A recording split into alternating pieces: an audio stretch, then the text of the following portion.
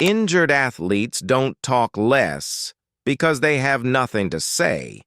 They talk less because they're not sure who they are in the room anymore.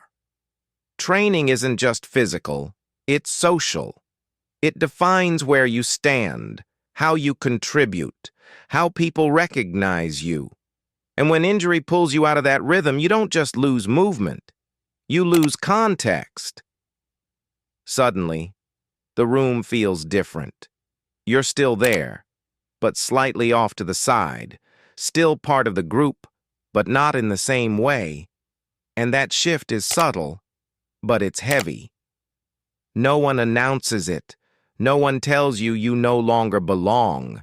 But you feel it, in the pauses, in the conversations that move on without you, in the moments where you're not sure what your role is supposed to be. Talking about injury starts to feel risky. You don't want to sound weak. You don't want to complain. You don't want to be the person who's still dealing with something. So instead of explaining what's actually happening, you simplify. You say you're fine. You say you're getting there. You say nothing. Silence feels safer. It protects you from judgment, from awkward conversations, from having to explain uncertainty you don't yet understand yourself. But silence has a cost. When athletes go quiet, they also stop checking their own assumptions. They stop saying things out loud. They stop pressure testing decisions. And slowly judgment starts to drift. Returns get rushed. Signals get ignored. Confidence gets mistaken for readiness.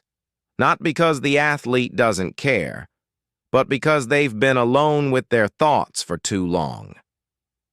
This is where many setbacks begin. Not in the body, but in isolation. Here's something important to understand. Feeling lost during injury is not a personal failure. It's friction. Friction between who you were when training was automatic and who you're becoming while everything feels uncertain. That friction is normal. What's not normal is having nowhere to talk about it. Most athletes are taught how to push.